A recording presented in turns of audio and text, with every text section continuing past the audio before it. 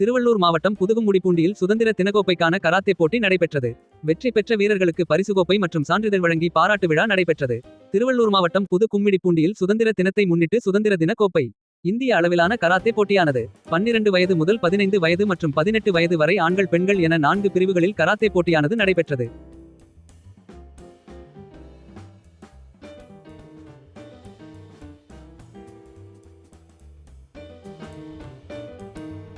இதில் 700க்கும் மேற்பட்ட வீரர் வீராங்கனைகள் கலந்து கொண்டு தங்களது பல்வேறு திறமைகளை காட்டி அசத்தினர். வெற்றி பெற்ற வீரர்களுக்கு பரிசுக்கோப்பையும் பாராட்டு சான்றிதழும் வழங்கி சிறப்பிக்கப்பட்டனர்.